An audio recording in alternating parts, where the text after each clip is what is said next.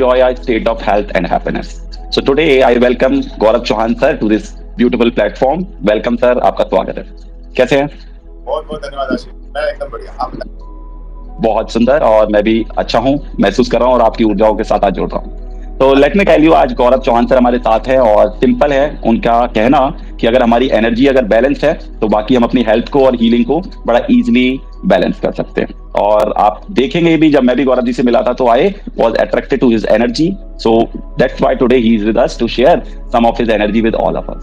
सो ये मेरा मानना है आशीष जी कि आप जैसे टीचर हो ना, आपकी एनर्जी, ये हम पहला जो क्वेश्चन था एनर्जी वाला, वैसी ही एनर्जी के लोग आपके स्टूडेंट बनेंगे, है ना.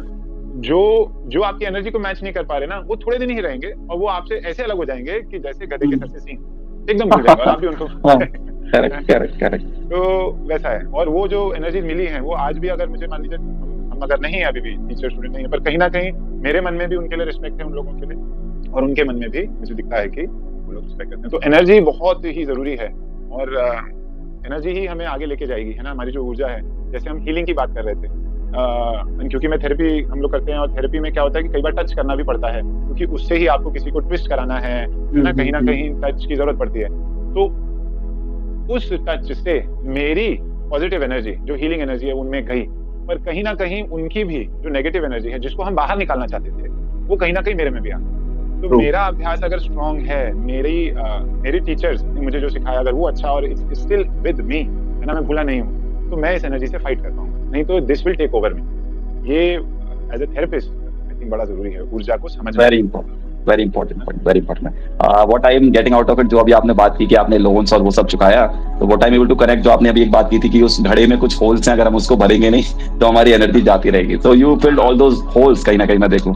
और दूसरी बात, आप एनर्जी की जो कर रहे हैं, मैं थोड़ा सा और डिटेल में समझना चाहूंगा कि एक फिजिकल एनर्जी, एक इमोशनल एनर्जी. तो ये जो आप एनर्जी की बात कर रहे हो, like what is that nature of that energy? क्या ये हमारे मन को, शरीर को किस तरह से बांधता है? इसके ऊपर थोड़ा सा और अगर आप डिटेलिंग में जा पाए कि कोई अगर सैड है तो क्या ये भी एक फॉर्म ऑफ एनर्जी है, कोई हैप्पी है तो क्या ये भी एक फॉर्म ऑफ एनर्जी है? तो how we become aware of की एनर्जी किस तरह से काम करती है?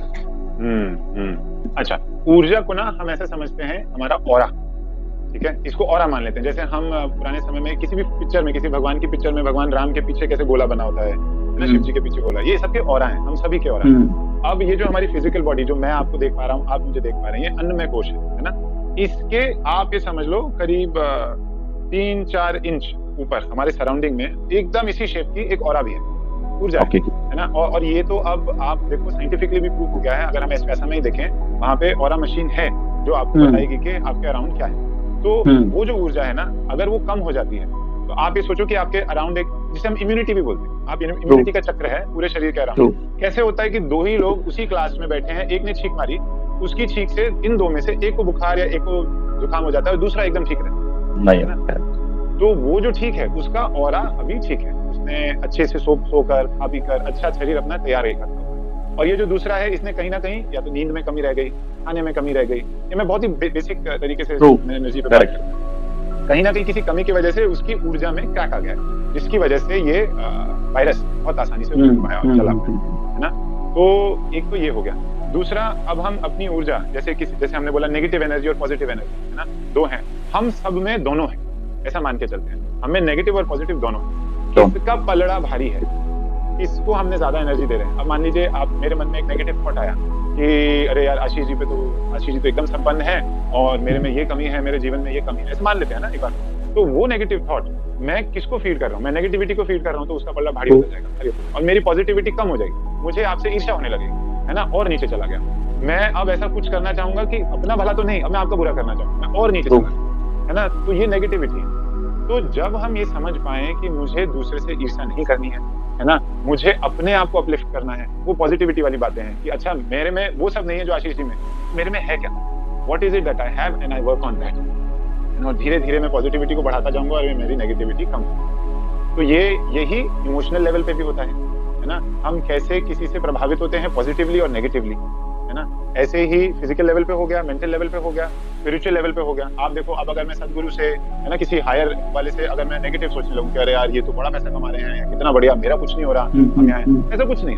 अपने इसमें अगर हम कंटेंट रहें, अपनी एनर्जी बढ़ाएं और अपनी योग की ताकत बढ़ाने लगे, तो मुझे लगता है कि ये जो जो ऊर्जा है ना हमारी इतने लेवल पे काम करेगी कि कल को हम सदगुरु के साथ ही बैठे होंगे और हम बहुत सुंदर। उनसे बड़े ही बराबर में बैठे होंगे, है ना।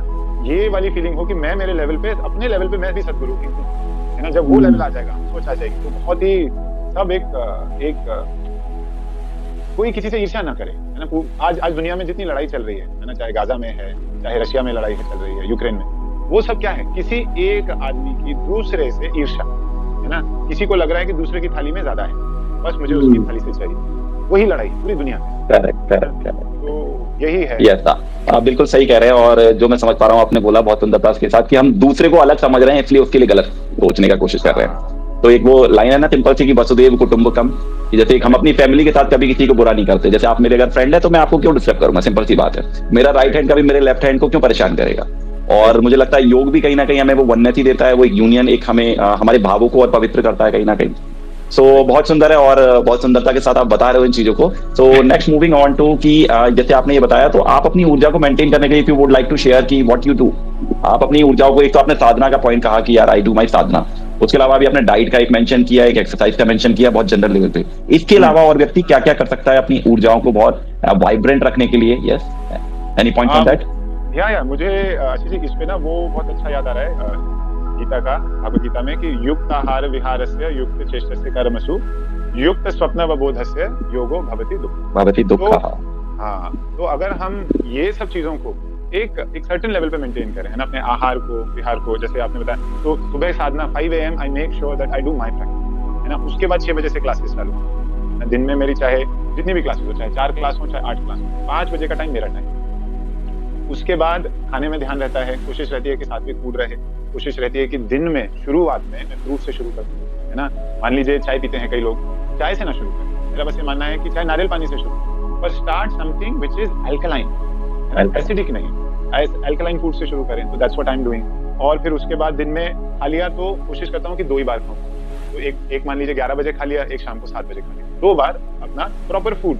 और किसी चीज की ये नहीं सोचा कि अच्छा मीठा नहीं खाना, वो नहीं, सब खाओ, पर ये मेरे 2 समय, है ना, इसमें खाना खा लिया, ये फूड हो गया, मेरी सुबह प्रैक्टिस हो गई, साधना हो गई, है ना। आई मेक श्योर कि प्राणायाम किया जाए, मेक श्योर कि मेडिटेशन किया जाए, चाहे 5 मिनट मिले, पर वो करना जरूरी है ना। वो मेरा घड़ा भर के रखेगा, नहीं तो घड़ा खाली होता जाएगा, है ना। इस सब के बाद जिसको भी मैं दिन में मिलूं, ये मेरा टाइम अब इनके साथ है ना। जैसे for example right now Ashish ji, अभी मेरे मन में और किसी के बारे में विचार नहीं आ रहा, मैं ये नहीं सोच रहा कि मेरी अगली मीटिंग क्या है, मेरे को किससे मिलना है। इस समय मैं आशीष जी के साथ हूँ और मेरा 100% आशीष जी के साथ।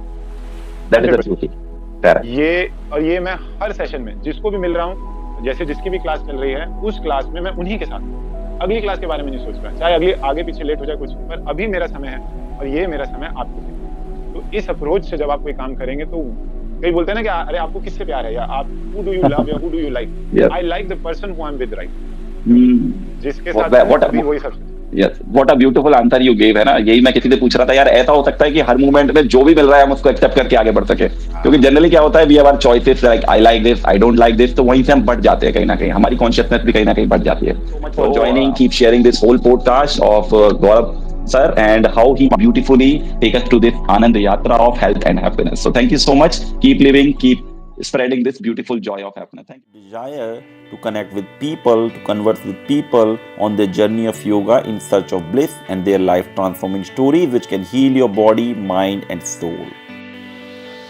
If you find these conversations insightful, please share with your close ones to heal their mind.